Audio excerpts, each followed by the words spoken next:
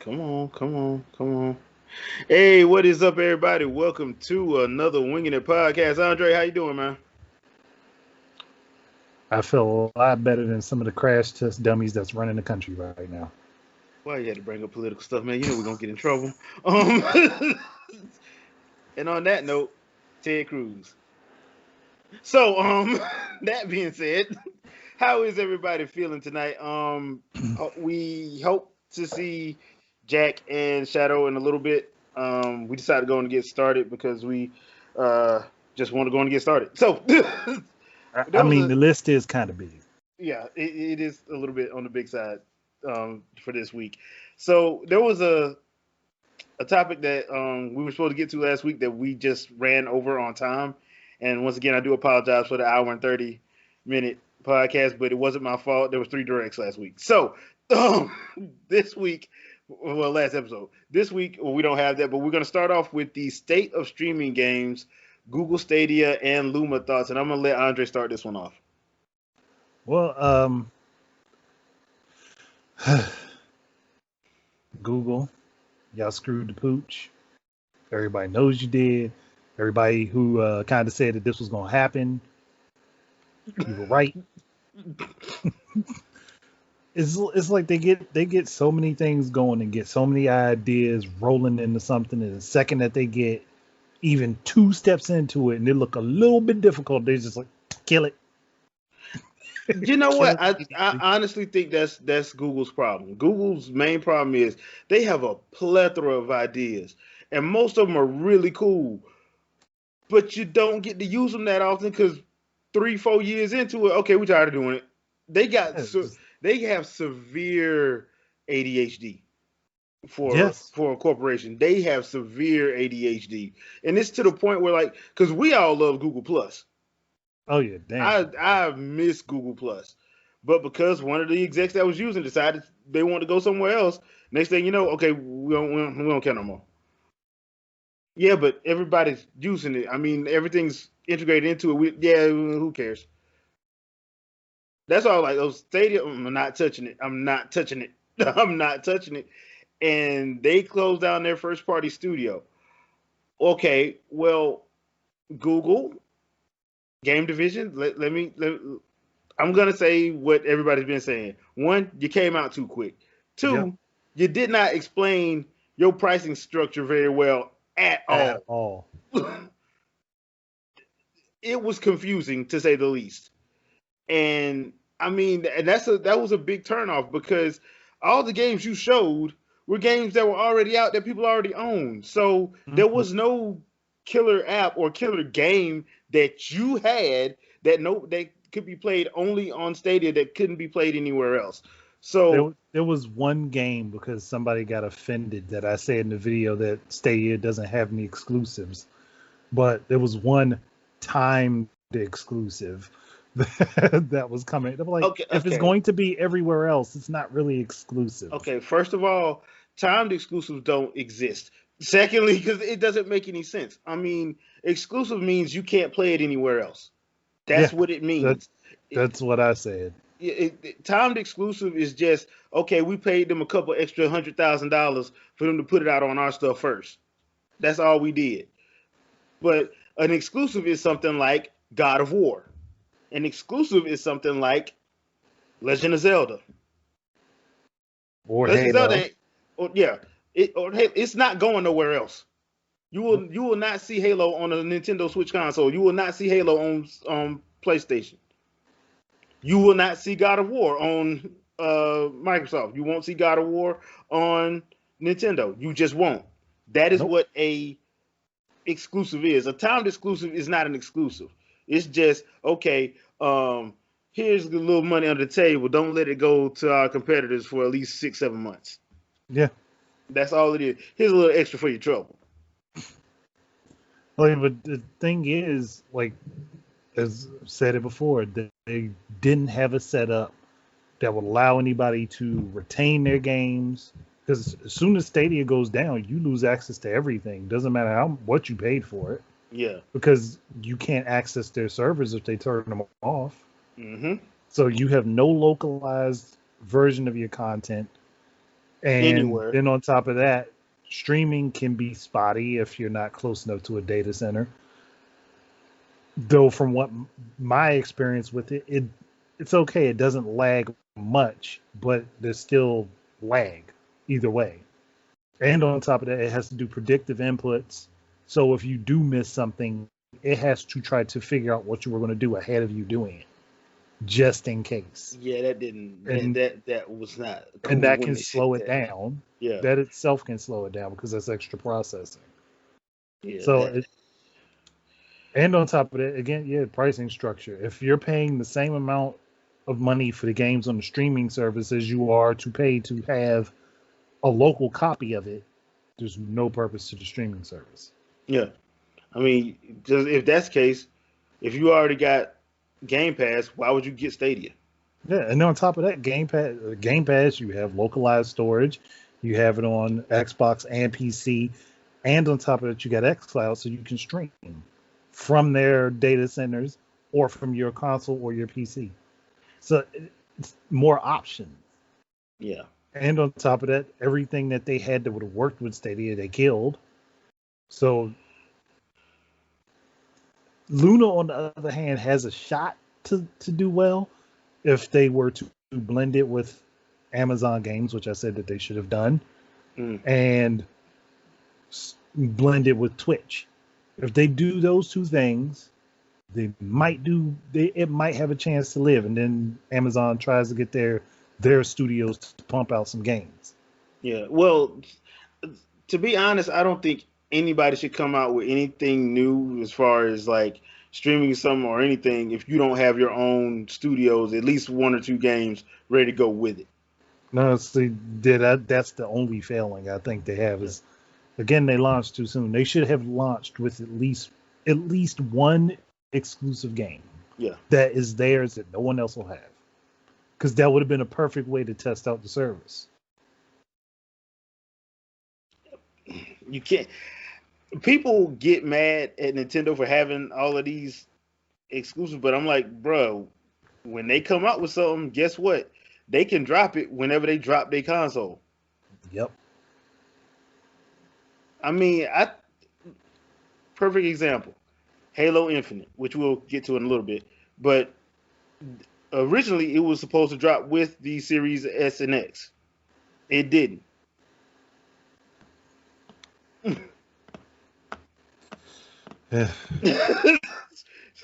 I mean, and people complaining about both Sony and Microsoft, but I was like, yeah, but they kind of did tell you already. I will give Microsoft and Sony heads this, the heads of the gaming divisions, I will give them this. They did not lie about, hey, look, it's still going to be able to be played across both platforms for at least 2 years. They told y'all that. Now, if you ain't want to listen, that's on you. But we told y'all. That's basically what they like. Look, we told y'all. They did. It was put out there well ahead of time that a lot of games were going to be shared for the first 2 years. Mm-hmm. I mean, and with Microsoft, I was like, dude, you ain't got to say that because you give everybody Game Pass. People get Game Pass, they don't have to worry about that. No, they don't. Yeah, I mean, now you ain't gonna have a top tier, top of the line performance wise, but you'll still be able to play the game. Case in point, Outriders. But that being said, we're gonna get to that a little later too. But I mean, you get you get my point basically. Yeah. So if it's one of those situations where I think a lot of stuff should have been held off. Especially, I know we said this a million times. They should not have released till this month. Why this month?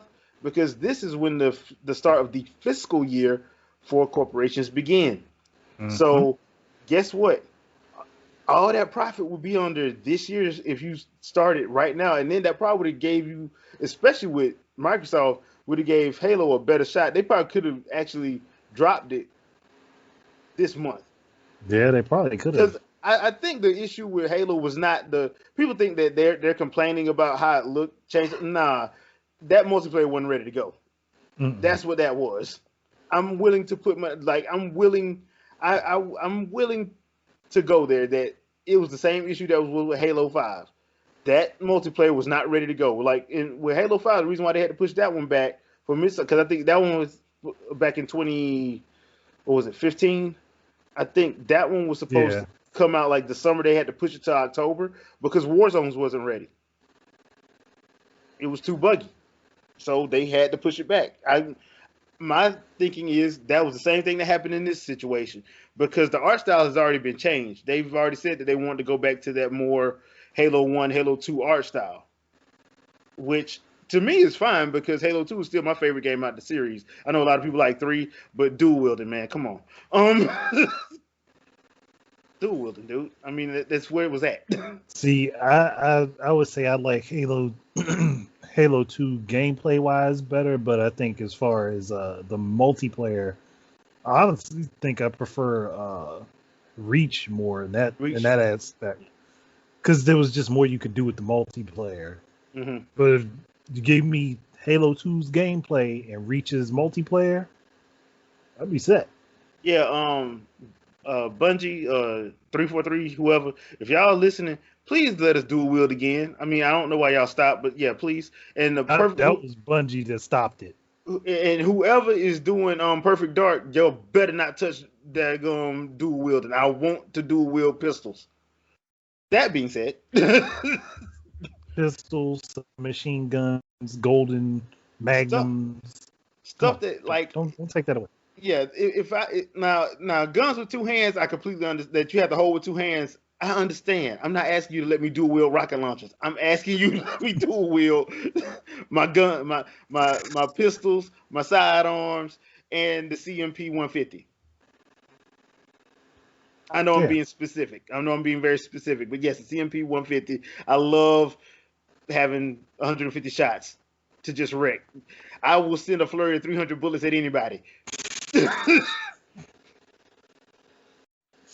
Just saying. And please let us have the laptop gun, so I can just throw it places and leave a room. Stick it up on the wall. And just leave a room. Stick it in the corner, walk away from it. Stick it on the roof, stick it on the top of the ceiling, and anybody walking in there just get shredded. Love doing it. I used to love setting up the laptop gun and the proximity mines. Set up the laptop gun like on a wall, or like you said, on the ceiling with somebody walking through the room, they just get pelted and not know where it's coming from. Or set up the mines so that when people run through them, they'll get blown up. Or if they can escape it, then the laptop gun's right there to take them out. Okay, now as far as Perfect Dark traps are concerned, Farsight on the other side of the room, laptop gun in the G5 building in the middle of a far room, shooting through the wall, camping like a champ, racking up kills, and and nobody can find me. Saturday afternoons. That is the evil thing, but it is also fun. Yep. And that, friends, is how you piss everybody off in Perfect Dark. Yes, it is. All right, so Sony, we got to get to this Sony thing. Sony shut down the Japan studio, and they're restructuring it. And personally, I think that's a bad move on Sony's part. Yeah, I think that's a real bad move. It is a bad move, especially if Nintendo grabs up those. I'm just saying. I mean, if you're gonna be alright if Microsoft get them, no. But well, at this point, I mean, right now, no matter what people want to believe, Nintendo won Japan. Oh yeah, they definitely did. They won Japan, but I mean, and I think that's because of the way the Switch is. It's portable. You can take it everywhere with you. You're not tethered to the TV at the house, and when you get back home, just drop it in. Yep, and it just goes right on the TV. Yeah, so it's one of those situations where, and the majority of the stuff plays just fine.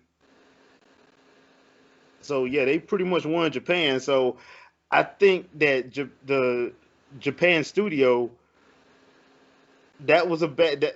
I don't know why you would have did that, Sony. I really don't know the thinking behind that, unless y'all are hemorrhaging money again. They might be. Yeah, I mean, I don't know if y'all hemorrhaging money again. That makes sense. I mean, because you gotta cut costs. But I thought y'all would have learned about trying to keep up with the Joneses. Just do your own thing, man. You do not have Microsoft's level of money. You don't. Nobody does in this gaming world. In the gaming space, the only other one that does is Apple, and Apple for some reason can't get their stuff together. Nah, they just can't. Because even if they put something on Apple Arcade, it's on Switch and PlayStation and Steam the next month anyway, because it ain't selling. Nope. So I'm like, I'm Microsoft can afford to go 3 and 4 generations. They're not going to, but they can afford to go 3 or 4 generations in the red. They done it before, and they still fine. Sony, you can't do that. Nintendo already know they couldn't do that. They knew they couldn't do that back in 2005. That's why everybody said why they should have got fired when you made that keynote speech. Where you like, look, man, we can't be chasing this because it's not sustainable. Everybody laughed at them. But who was right? Yeah, in the end. I mean, and there was a nice little article about that because they were talking to is the guy I want to say the new president is Furukawa. I think that's his name. I think so. Yeah, and they were asking him about like how does Nintendo stay? How do they keep their longevity? Like, look, we just try to make fun games. And when you go back and think about it, like he got a point because. Look, let's be honest. There ain't no way we supposed to like Splatoon, okay? We were not supposed to like that game. All right, let's just put it out on the table. We were not supposed to like that. In concept, no. We were not. That game is addictive as hell. That game is a drug. Yeah, but that's the thing. You should be scared about how much fun you're having in Super Mario Odyssey. You go to a kingdom with talking kitchen utensils.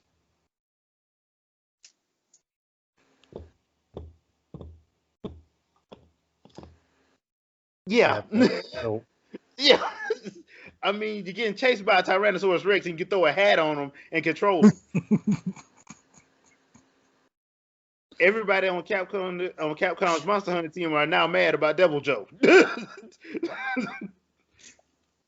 Because clearly Mario will win that fight. Clearly.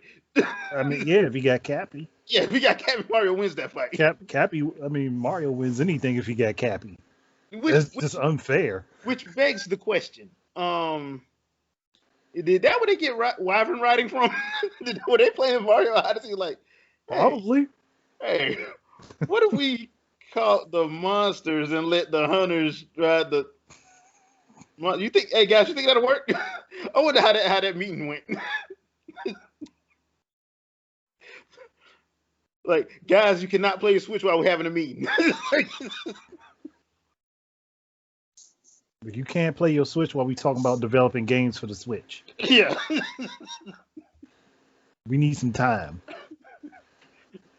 Yeah, I was thinking about that. I'm like, because I was doing some research because I got to look at all the monsters I'm gonna have nightmares about, and I was like, okay, I wonder where they got that from, the whole Wyvern riding thing, and why isn't King Kong on that game? But why isn't Godzilla in the game? You know he coming. At that point. You know Godzilla's coming. You know Godzilla's coming. The only one that's not going to be in the game is Mecha Godzilla. But Godzilla's coming. And Mothra and everything else in between. Yeah, I mean, dude, they got DLC, dude. Come on. Might as well.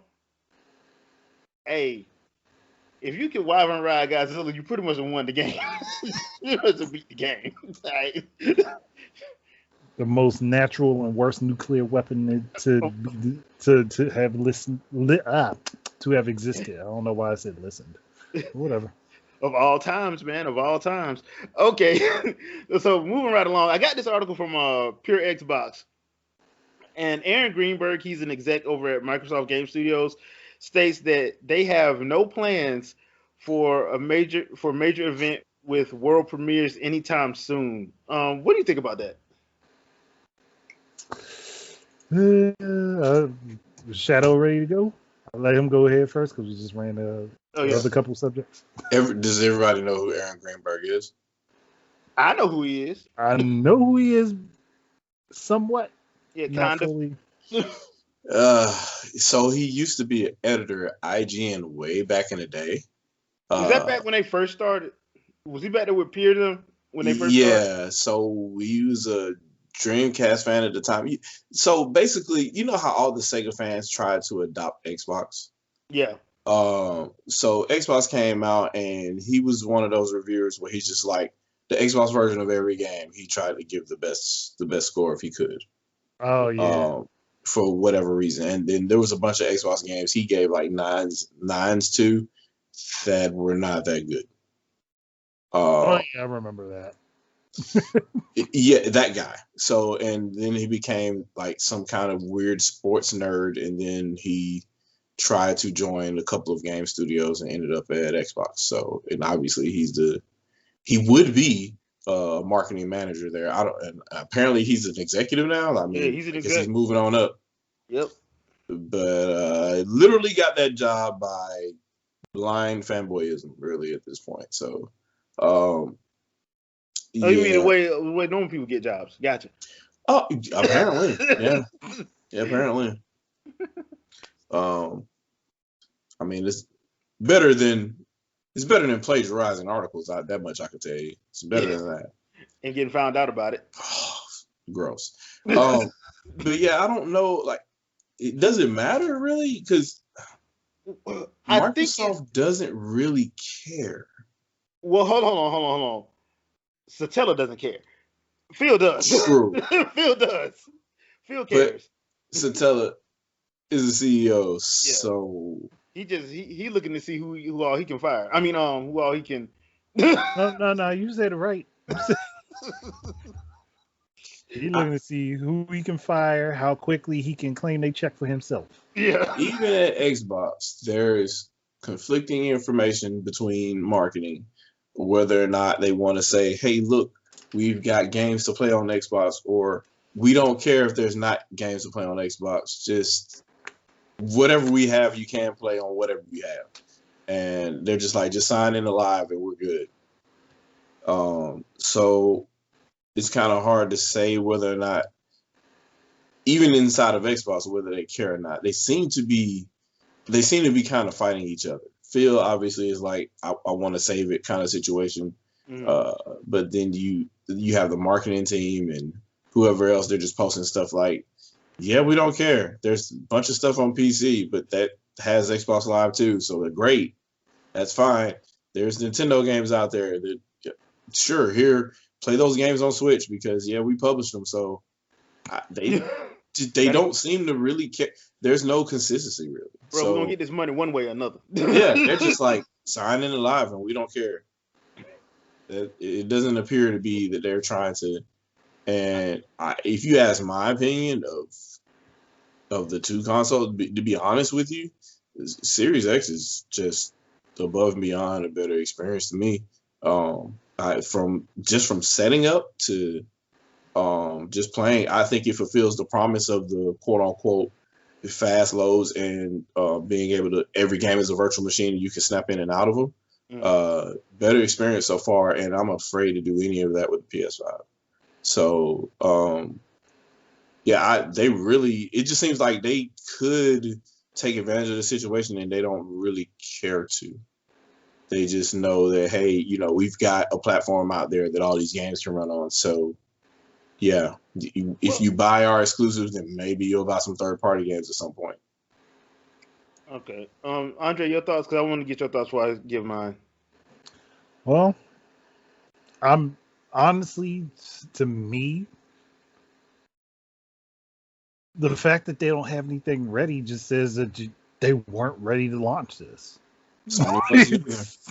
As simple as that. They just weren't ready to launch it. It's like, okay, well, and it's the exact same thing we just said about Stadia. Well, you just put it out there and just hope that everybody's going to gravitate to it, and that doesn't always work. I won't say like Stadia. I'll say kind of like Xbox Series X and PS4 Pro.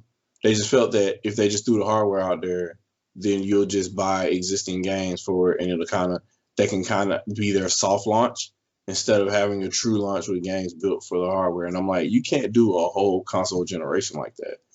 PS4 Pro and Xbox One X are different because they were the they were the Connect. The upgrade. They were the Connect and PS Move of the generation. Yeah. But when you start a whole new generation, you're just like, well, there's a bunch of last gen games you can play. Go. Like it's not a thing. But Sony and Microsoft are both doing it. I guess they rushed it to market. I don't know. Yeah. Well, my thoughts is okay. So here's the thing: we know they're gonna do something for Halo. So that whole world premiere, we're not doing a major event. Bullshit. Y'all doing something for Halo. You're not gonna not do nothing for Halo. I'm calling BS on that.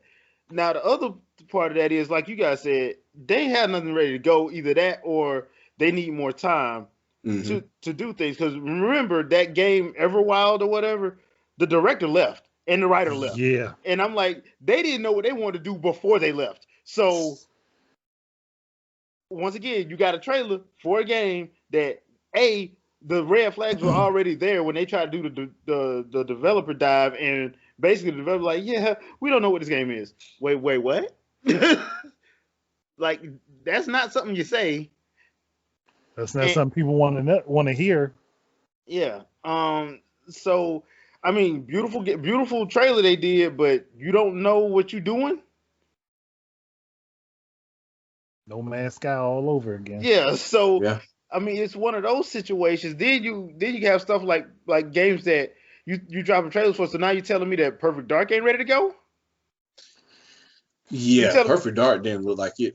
Perfect Dark looked like it got announced before they even knew they were about to work on it. And that's the thing. So you mean to tell me that you're dropping trailers for stuff that needs a world, like Perfect Dark needs a world premiere event. It does. It needs their own quote unquote direct. They need their own Treehouse Live. They need you to put stuff, because it's been a while and don't nobody want Perfect Dark Zero. No. Nobody wants pretend that game don't even exist. Yeah. So I mean, it's okay. Look, we will not allow blasphemy to be spoken on this podcast. It has parallax mapping. It's the greatest graphical effect ever invented. Don't make me drop you out this podcast. Don't make me drop you out this podcast. I will do it. I'm just like that. The game Perfect Dark Zero makes no sense when you play Perfect Dark. You play Perfect Dark. No matter which order you play those games in, it don't make sense. Zero makes no sense to the original. No. So I'm like, these are two different universes. And the original had an awesome premise and story and everything. Yep. Joanna for Smash Brothers, come on, do it, Microsoft. You know you want to. So look, if they're gonna do that, they need to release Rare Replay on the Switch and put Perfect Dark on the Switch. I mean, if I'm Phil Spencer and I done already put Ori on there, I know what I said a couple months ago. I'm putting Rare Replay on there too. It's their games anyway. Most of the games that's on there is theirs anyway. Yeah, was on their stuff. Yeah. I think they're probably giving up too much of the ghost if they do that, which is probably why they won't do it. But come on, at this point, the money's still going back to y'all. Yeah, and on top of that, that's another way to get it to be big in the Japanese market. Yes, they're not making money in doing Japan. So well over there. Yeah, so you might as well just be like, hey, look, we can throw this on the Switch, get 10% off top. I just want to do an import Killer Instinct to the Switch. I probably won't even play it on the Switch, but I just want to see it. Yes, you will. Yes, you would. Stop lying. Yes, you would. I don't know if I would. You would be walking around the house. You would be in the bathroom with your Switch playing Killer Instinct. Stop lying. You know me so well. Stop lying. Don't even lie like that. You know good. I tried. You know good way you be getting it in. If they do what I said that they should do and put Lil Mac and Samus in it, then you had 2 extra characters. Yeah, so that'd be nice. I mean, well, you know they're not gonna put. Well, now you could put Samus in there. Samus with an ultra combo. Yeah, that'd be nice. Fit real well. Samus with an ultra combo too. Yeah, I mean, and then that's the Smash couple. So I mean, yeah. I mean, they need to go on and make that canon because that meme was so funny. It was funny all during the Wii U. That was hilarious, dude. So I don't know who came up with that, but it ran like wildfire, boy. Got little man scared of her. Like she had to fight. Side cheering for him, and he like, what the hell? Round. Who let the 6'5" blonde in here that just stalking me? The psychotic chick, she looks all psychotic with a like this, with this, talking about round two like, in my place. Like, Doc, ain't that the woman that blew up planets? Yep. Yes. Yeah, little Matt, like, get me the hell out of here. Yeah. Get me out of here. Like, don't look, we throwing this fight. Not to derail this real quick, but did you guys see the post from Atlas about? They're doing that thing that Capcom did. Tell us what games you want us to port. Oh yeah, I saw that. Yeah, I saw that. Hey, what are you doing? Okay, Shadow. They're trying to get a player in Smash. Stop this. They're trying to get. They got two. There's two more spots. Like, why ain't y'all put Trauma Center out yet? A new one? Yeah, I mean, yeah, yeah. I mean, you ain't got no excuse. I mean, there's so much stuff they can put out. That's why I'm like, you really gotta ask.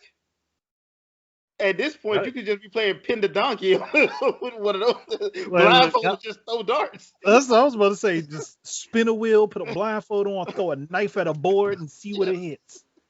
I mean, go with that. All right, sidebar for a second, just to talk about that. Why no company should ever ask that? No company should ever ask. I'm like, now there is a difference. Now, if you like, for instance, if you're trying to gauge because you want to make sure something's gonna sell, that to me is different. But when you ask because you don't know, you're trying to be like, okay, well, just tell us what you want. Like, you know how many people gonna say various stuff? Atlas, I got a whole playlist of stuff for y'all to listen to. It just seems way out of touch too. Like, why would you? It's the most popular platform right now for the generation. Why wouldn't you? Whatever, port whatever, whatever you want. Port it. My first thought though would have been a Trauma Team Trauma Center game. Yeah, you got all the workings there for it. Mm-hmm. You know what's so odd about that? For the longest time, PS3 was the worst selling console in the 7th generation, and they had no problem making a bunch of exclusive games for PS3. Well, I mean, dude, when your HDMI melts into your wall and TV, you know, you burn down your apartment. I mean, come on. That's on the check. Yeah. On the check. Wasn't it also melting like the glass plate that was on the bad wiring? Mm-hmm. I mean, I will never forget. I was at a GameStop in Georgia, and we was smelling something. But like, y'all smell burning plastic, and it was the PS3 fat. They had to put the gel extinguisher on it and send it back. That was a display one. I would never forget that as long as I live. I'm like, because I always thought, I'm like, okay, man, it's just a certain selection. It ain't that serious. No, it's that serious. So yeah, that hurt me for that one because that was the one that could play PS2 games, and I'm like, yep. And you have the yellow light of death. I don't. Yeah. They're still hard to find though. They're still like $500. If you can find them on eBay. So I play Asia, but but yeah, I don't know why Atlas would do that. Like I said, I understand when like for instance, for example, when Sakurai did the Smash Ballad, that made sense because they're trying to look at what is people actually really want to see Travis Touchdown, but you know, hey, we got it. Ish. We got it ish. So, but I understand that. But when you just like a blanket one, like it to me, it would have been better if they would have said, okay, which one of these games would y'all like to see come to Switch? That would have been better than saying, okay, which one to come to Switch? No, give a list of stuff that you're willing to port or you're willing to have a port house look at. Yep. That makes more sense. Yeah. Than saying, okay, just tell us whatever. In my opinion, I know people down in the comments probably gonna have another opinion. That's cool, but in my opinion, that's what I would do. You're going to get the answer of the entire Persona series. That's what you're going to end up getting. Yeah. So my thing is, if you already know that, why you shouldn't even ask. You should. Yep. People gonna say Persona. Honestly, just do a Persona collection. Yeah. For all the games and just drop it on there. And then bring the 3DS games over from Persona and Shin Megami Tensei. I mean, bring those over. Look, Pokemon already showed you they have no problem putting Pokemon 3DS games on the Switch. Yep. Cash cow. Bring over the Persona Arena games, the fighting games that they got. Mm-hmm. Pretty simple. Y'all got a bunch of this stuff. Bring King of Fighters over. Because we know y'all working on it with SNK. Man, they're not finna put King of Fighters up against Smash Brothers. I don't think anybody's gonna put anything up against Smash Brothers. Sakurai control them? You don't pitch it as against Smash Brothers. You pitch it as an alternative that you can play on the system that ain't Smash. Okay, so when they actually released Terry Bogard, he don't look like in Terry Bogard from Smash looks better than the one on King of Fighters 15. Don't say I didn't warn you.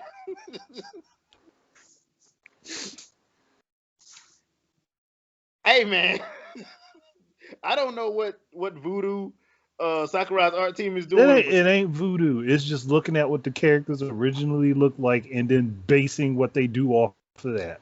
Yeah. But it's crazy how they do it and then they still make it fit in their own style. Yeah.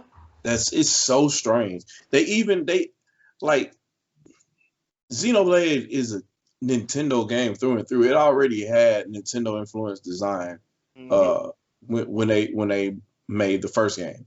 So here you go, and you gave the Smash look to them. It's very subtle, but you gave the Smash look to Pyro and Mythra, and I don't. And they look better. I don't know how. I don't know what that. I don't know that it is, but it is a thing, and it's like half. I want to say cartoony, but in some ways it's rendered more because it looked more cel shaded in Xenoblade Chronicles 2, and they kind of made them fully polygonal, kind of, but at the same point in time, a more whimsical kind of. I don't know what it is, but it's some type of where they do their art style, and it fucking fits. It fucking fits. It does. And on that note, I want to see how they would design Sub-Zero now. You know Ed Boon ain't gonna let that happen. So, look, if we can't get Sub-Zero, let's not make Zero a costume anymore and just actually make him a character in Smash. Look, man, Ed Boon is not gonna let that happen. That's why I said Zero instead of Sub-Zero. Ed Boon. I don't care about that noob. Fuck him. So on that note, I want to give my thoughts on Pyrometro so far. I am enjoying the character. I will say this: check out the gaming channel. I put up the Spirit Table run as well as the Classic Path run. I did put a disclaimer on the Classic Path run because I did some stupid stuff, and y'all gonna laugh. I hope y'all get a good laugh out of it. But that being said, I am enjoying both of them. The epitome of the phrase. Easy to pick up, hard to master. Because there's a lot of timing stuff between, especially with Pyra. The Pyra stuff is with timing. Mythra's style is with overshooting. Yeah. It's the classic Marth and Roy thing. Yeah. When you got one that's a little bit more easier to control but slower, and the one that's faster but more powerful. Yeah. Yeah, so it's like that. But I'm enjoying them. But I will say this, and I know I said this before, and I will keep saying it again because I want that mode back. Or if I can't get the mode back, just make a game for it. I want Subspace Emissary back. Can you imagine the meetup between Cloud and Sephiroth, or between Pyra and Mythra and Shulk after what happened in Xenoblade Chronicles 2? Dude, it writes itself. And now we've all wanted a Nintendo a game with all the Nintendo characters in there meeting together. And boom, he gave you one. Sakurai gave you one. Will Sonic be the hero again? Hell no. So, but he gave you one. He gave you at least a prototype for at least a side-scrolling platforming action adventure brawler. That engine can be used for a lot of different things. Yeah. So I'm like, and you don't have to break the bank. You ain't got to charge people 60. You can charge people 15, make it a digital only. And your season is a different world. That's your season. Different world and story bits. Yep.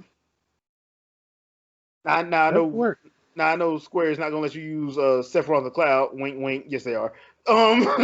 So hey, everybody's in there. Hey, everybody's here. But that every time I look at World of Light, I just like, you great value version of Yeah.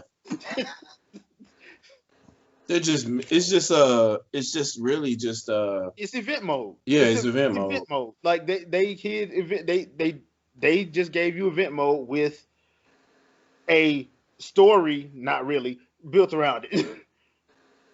And my other problem I had with it was, as much as I like, they should have never introduced boss characters, because the Street Fighter portion should have had Miles Bison as a boss. Yeah. But I did like the boss fights that you had in World Light, though. Like when you had to fight Beast Ganon mode, that was cool. And you had to fight Rathalos. That was cool. Yeah. But I think like they should have had more of those. Now I'm pretty sure the Capcom wouldn't have said nothing. They need money. So I'm pretty sure they'd been like, yeah, y'all can use Bison. Can you make him look good too? Thank you, appreciate it. At that point, somebody would be like, "Nah, we gotta put him in the game. We gotta make him playable." I'm surprised they didn't. If we're being completely honest. Well, that depends on what they would want to. Who would they want to go with? Would they want to go with who was historically the first Street Fighter boss? Because that would be Sagat. Yeah, Sagat, or what's the other guy's name? With the other Muay Thai boxer. He was in Fighting Street or Street Fighter. Adon was in there, but he wasn't really a boss. His name starts with an A. I just can't think of it. Adon. Yeah, Adon. He wasn't a boss though. He was just another Muay Thai kickboxer. Yeah. The dude he was the scrub. Yeah. Yeah. And Joe Higurashi would not have a problem with him. Joe Higurashi would not have a problem with him. Seriously. Joe would stomp him into the dirt so far that we would have to pull him out the core of the earth. Joe would treat him like Krauser treated Joe. Oh my God! And how Joe gets no should have love. treated Dan in Capcom vs. SNK. Basically. But I mean, I would love for them to do something like that, just because I think like if we're talking about like a Nintendo action game where you can use your amiibo, all of them. Yeah. That's perfect for it, in my opinion. In my opinion, it's perfect. Now I know there's gonna be some people like, we want a physical copy. Okay, whatever. But $20. Yeah. So I mean, it's not. Like I said, the way you do it, you just have it. Your season is your expansion. Give out a couple different worlds, and boom. If you want voice acting, you can have it. But that's that. You know what? We do got to talk about this one, because saw this on Twitter and it got me thinking. RPG trees. And I want to ask the question, are some developers trolling gamers with their RPG trees? So the image that I saw floating around, that from Outriders, and there's the one for the Project Triangle game looks similar too, and I'm like, no, it ain't that bad. I just, to me, okay, Ultimate Marvel Alliance 3. Yeah, I'm like, I just got through playing Final Fantasy X again, and like that grid isn't that big. It's big. I think what's bad about it is you can't really see the potential of what your abilities are, because you have to zoom all the way out to see it, and that's not a default. When you first go to the grid, you're zoomed all the way in, so you don't get to zoom all the way out and see how far you can go in that game. And that's one of the things where I'm like, I've seen bigger trees before. It's not that big of a deal, really. It's just maybe more games. It's more and more games are adding RPG elements. So I think that's probably what's more frustrating to the majority of people. But this is what people ask for. So well, here's the thing. I don't mind RPG trees, but when your RPG tree is like the one in Marvel Ultimate Alliance 3, where it literally makes no sense. It makes no sense. It's large for no reason, and you're like, okay, I want the developer to sit here and tell me how I'm supposed to navigate this. They're because just like clearly you're trolling me. Now, my favorite one is the one from one of your favorite games, Shadow, and that's Xenoblade Chronicles X. Yeah. It's everything's in order. You can see where your progression goes, and you know what you got to do to unlock it. It's simple. It's straightforward. It's to the point. That's how you. To me, that's how your tree should be. Yeah, and it's for your build. So yeah. So, but then you have, like I said, you have those games where it's just like, okay, we got here, and then you have to zoom all the way out, and then you still got another 15, 20 more to go. You're like, okay, I already beat this game 3 times. Yep. So why is it like this? Like I said, the Marvel Ultimate Alliance one is like the straw that broke the camel's back for me, because I'm like, I don't even pay attention to it. I'm like, this is stupid. This is ridiculous. Like that doesn't make any sense. You're like, I'll just go do combos instead. Yes. Yeah, I get that. I mean, I'll do the bare minimum, and because having a tutorial for it makes no sense, because the tutorial is nonsensical. The grid doesn't make any sense, because, okay, so if I'm supposed to go around each node, then that means it's going to take forever for me to do each node. No, but then you say I can do in the mode, but then you lock it, so I have to go back out. Okay, you know what? Your major skill tree too big, because I still don't see how these skills help me at all. When, like I said, I just beat your game 3 times and I beat the DLC. Yeah, I think Mass Effect did really good. And I'm not talking about the favorite games of most people. I'm actually talking about Mass Effect 1.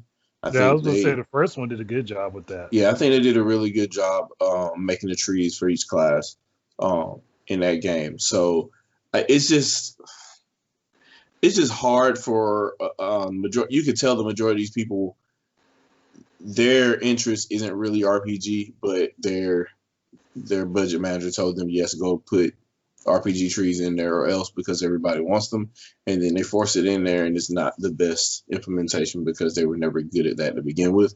Yeah. Basically, when you start getting to the point where games shouldn't be displaying hit points or showing hit points, that kind of stuff, you know that, hey, this game is trying way too hard to be something that it probably shouldn't be.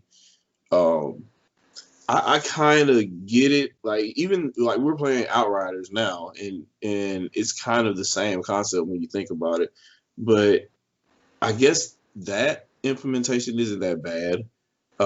I've seen worse, but other games, man, like Division and other, I don't understand, like, why even try to force some of those things. I just don't get it. Like, clearly your audience isn't really gonna go and max it out the way that you expect them to.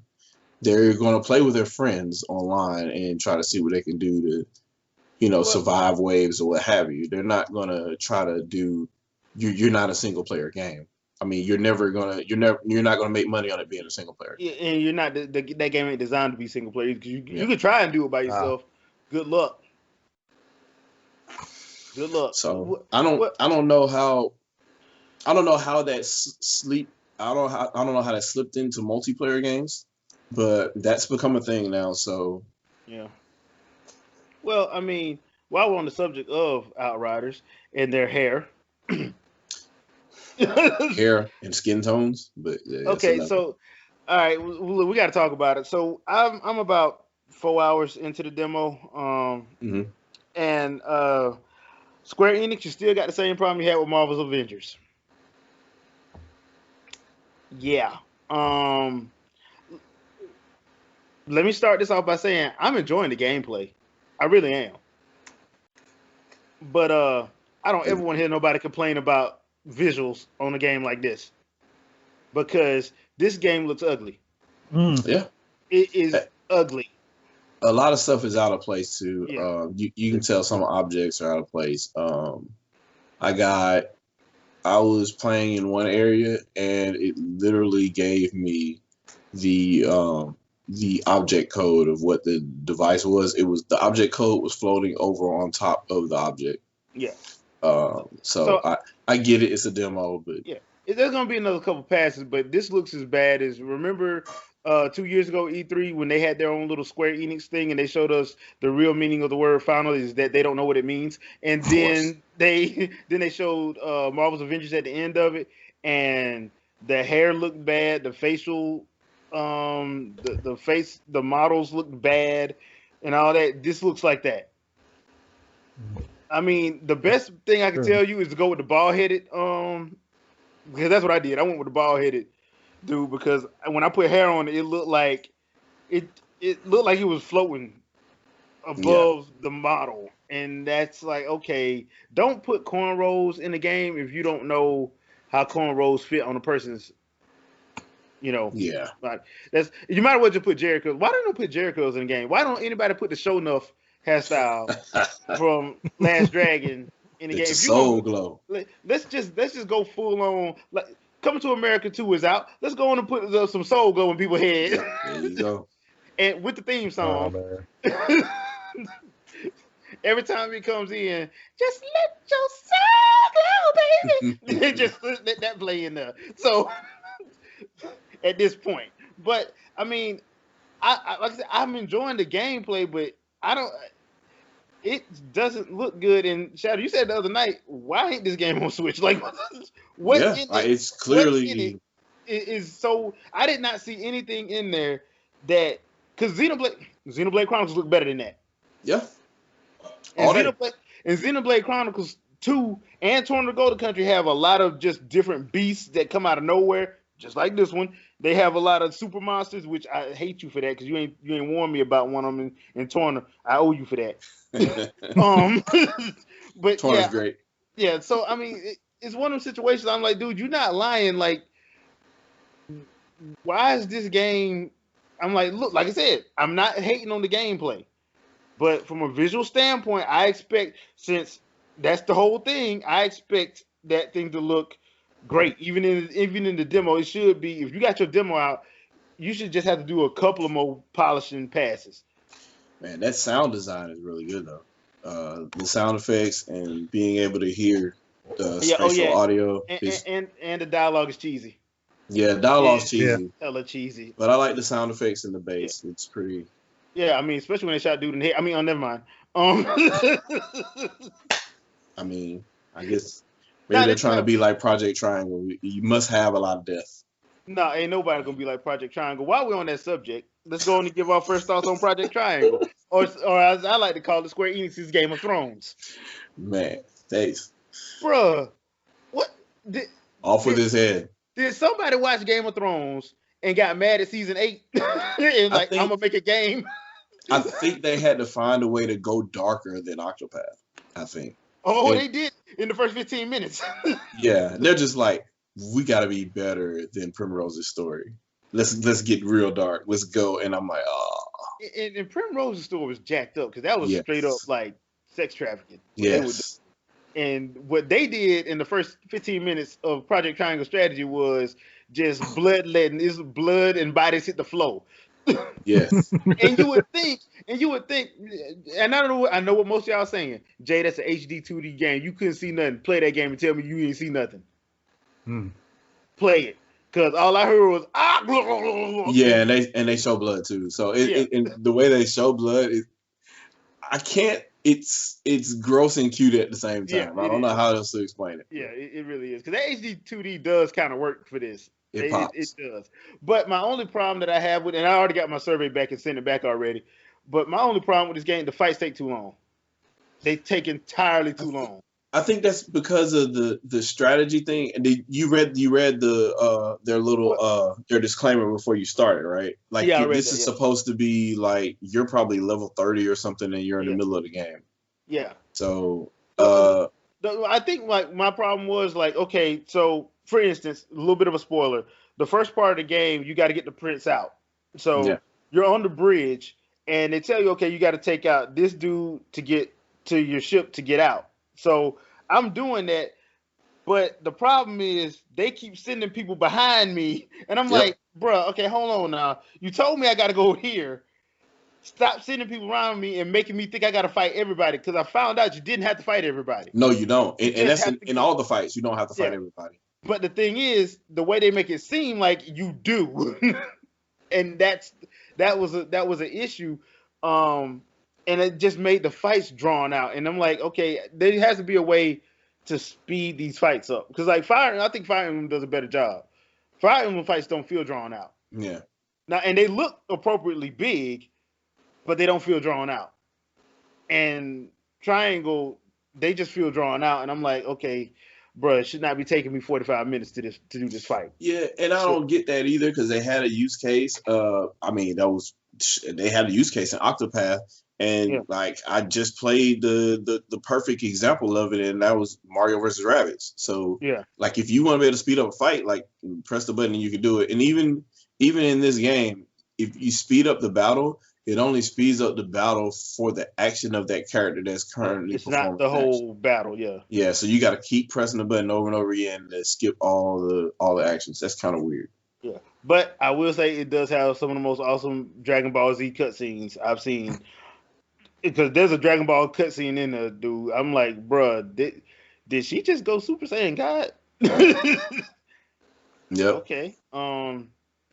That was appropriately weird and crazy all at the same time. Beers, we'll be seeing you later. How did you feel about the Scales of Fates? I liked it. I like the idea of it. It gives another layer of strategy. Did you give up rolling? No. I didn't either. No. Two war. I shot a bird at the screen. I shot the bird at the screen when he gave me that message talking about give him up. Nah, dude, the hell with you. Yeah, not after what you did. You finna come get all these swords. Yep. And it was interesting how it was a different way to convince everybody to be on your side. So like all that kind of stuff, I think that can make this a really good long game. So this game's gonna be at least about 200 hours. Yeah. At least, and then it's gonna be 200 hours because you're gonna have to go through all of the actual political side of it. Yep. So, I would hate to see side quests, and I hope they don't have no side quests in this game because they ain't getting done. I mean, they kind of do already, like because your main battles are, they're highlighted in a certain color or whatever. Yeah. And then you can do as a side mission, you can go to try to talk to other people, and then you'll possibly recruit them so they'll show up in your battle. So that's kind of side missions already. I'm just gonna bribe them. I ain't got time for all that. I'm just gonna bribe them. Yeah. Just bribe them all until you get to a character that won't take the bribe. Hey, you want this money? Yeah, you want this money? It's a lot of gold. All you gotta do is go kill that crazy person right over there. The game doesn't work like that, people. I'm joking, but yeah, I enjoy it. I'm enjoying it because I'm going back through it again just because I want to see what happens if I get that punk up. But yeah, I like the idea behind it. But they already sent my they already emailed me my survey. I sent it back to them already. So one of my main things was they got to be a way to speed those battles up. They take too long. Yeah. They take entirely too long to complete. I get that. Yeah. It should not take that long to complete a battle. Especially when you already have a template for it with Fire Emblem and like you said, Mario versus Rabbids. I mean, Mario versus Rabbids was the best Mario diss song of all time. So yeah, I think that's gonna do it for this episode of the Wingin' It podcast. Thank you all for watching and all the other good stuff. I do have the last episode of WandaVision review going up for the series finale.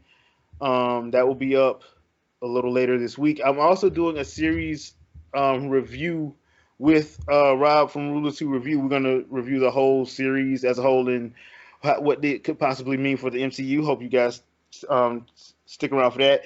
Okay. The series is finally finito on Disney Plus, and I will tell you this: it's probably better to binge it because those first 3 episodes are kind of hard to get through.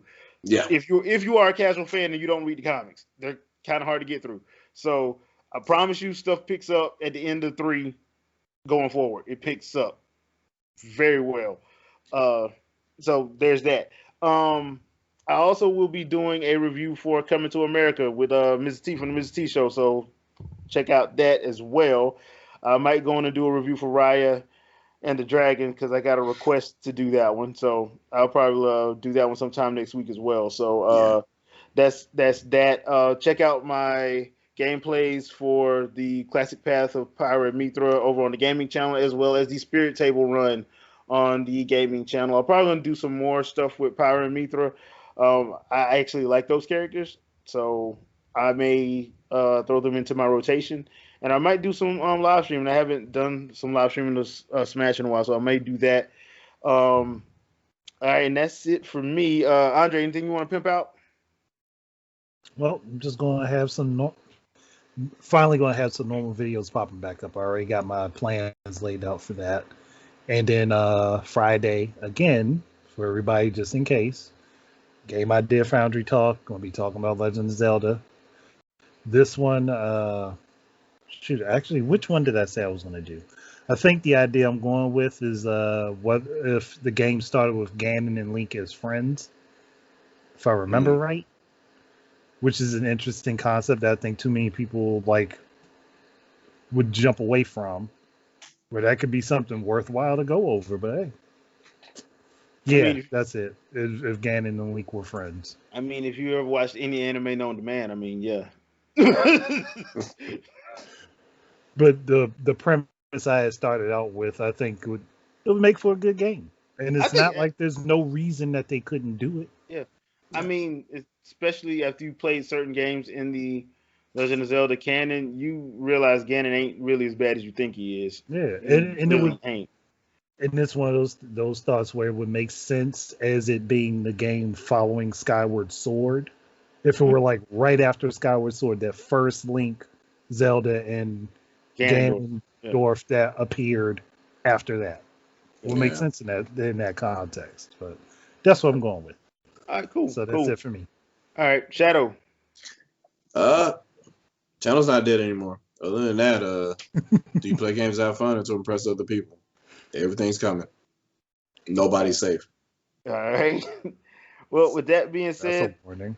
Yeah, that is kind of ominous there. That is pretty ominous. There, he says that, and then you get a light going across his sunglasses as he says. Oh man! All right, so guys, I hope you all enjoyed our podcast. Be sure to check everybody out on their respective videos coming out. Please like, share, subscribe, all the other good stuff. And we'll see you guys, as always, next Sunday at 7 p.m. Eastern Standard Time. I almost forgot that. Jeez. All right, so catch y'all later. Y'all know what it is. Peace, love, and soul. Peace, everybody.